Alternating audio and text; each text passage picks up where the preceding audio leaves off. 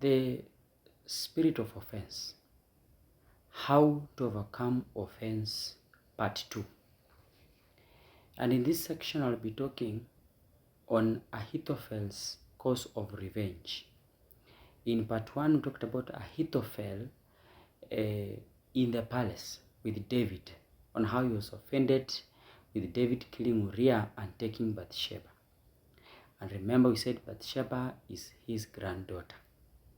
So in his offense, he was waiting for a time that he could revenge. And the time came when Absalom started an uprising or a rebellion against David. So Ahithophel uses this opportunity to vent out his bitterness by planning or joining the team of Absalom against David, the man he has been advising for many years. So he betrays a friend. He plans to finish a friend, a close person, because of what David had done to his family or to his granddaughter and grandson. This is the fruit of not forgiving, of breeding offense to become unforgiveness and to become bitterness, and then it causes destruction. Now in 2 Samuel chapter 15, verse number 12, Absalom calls Ahithophel. We can read together 2 Samuel chapter 15, verse number 12.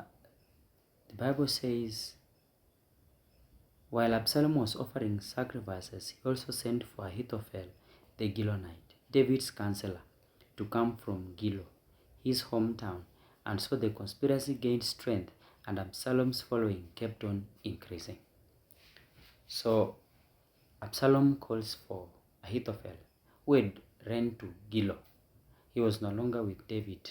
When David was facing problems, Ahithophel had left to his home and said, let him suffer. Let him suffer under his child. And now when Absalom offers to work with Ahithophel, Ahithophel accepts and comes back to join Absalom against David. And remember, he has been David's counselor. And I told you in part 1, this is all caused by David's plan to kill Uriah and take Bathsheba, who happens to be a granddaughter of Ahithophel. So in this way, Ahithophel is revenging. Now, what does he do? In 2 Samuel chapter 16, verse 20-21, we find what this guy is doing. In verse 20-21, Ahithophel does this. Absalom said to Ahithophel, give us your advice. What should we do? Verse 21, Ahithophel answered, sleep with your father's concubines, whom he left to take care of the palace. Then all Israel will hear that you have made yourself obnoxious to your father, and the hands of everyone with you will be more resolute. So Ahithophel plans to disgrace David more. The way David disgraced his family by killing a grandson-in-law Uriah and taking his wife. Now Ahithophel is revenging by using the son of David to defile the wives or the concubines of David and sleep with them in the open. This one is a revenge to cause a similar hurt like what happened to him. So offenses can make us plan, look for an opportunity to do the same thing those people did to us, or even much worse. Because David killed Uriah and took Bathsheba alone. But here, Absalom is to sleep with 10 concubines that David has left behind. All these measures for reproach and shame on David. And this is a result of offense that had been made to Ahithophel, and he had not healed from it. So it is revenge that he's doing, and surely he does something else In 2 Samuel chapter 17 verse 1 to 4, he gives another advice. In 2 Samuel chapter 17 1 to 4, this is an advice he gives to Absalom to finish David. He says, Ahithophel said to Absalom, I will choose 12,000 men. That's 17 verse 1. I will choose 12,000 men and set out tonight in pursuit of David. I will attack him while he is weary and weak. I will strike him with terror, and then all the people with him will flee. I will strike down only the king and bring all the people back to you. The death of the man you seek will mean the return of all. All the people will be unharmed. This plan seemed good to Absalom and to all the leaders of Israel.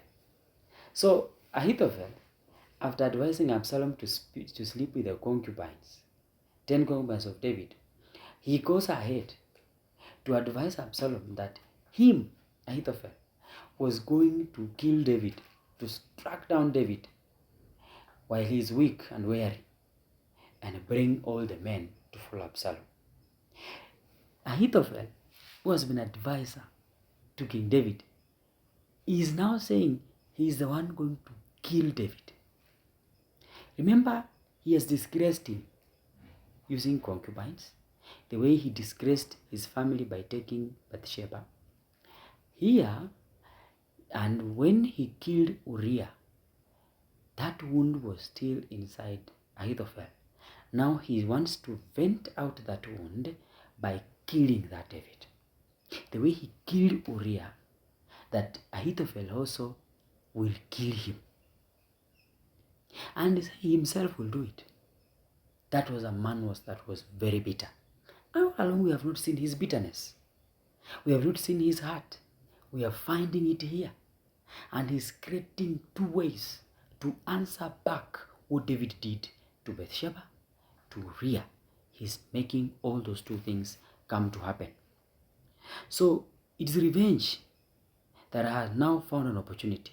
And surely this plan, if it was executed, it would have worked against David, but God intervened through Hushai. After David had made a prayer against the counsel of Ahithophel to be foolishness. If actually Absalom would have followed the advice of Ahithophel, David would have been finished on that day. Because David was weary, they were tired, and they were moving. And actually Ahithophel, his counsel was on point. They were going to finish David.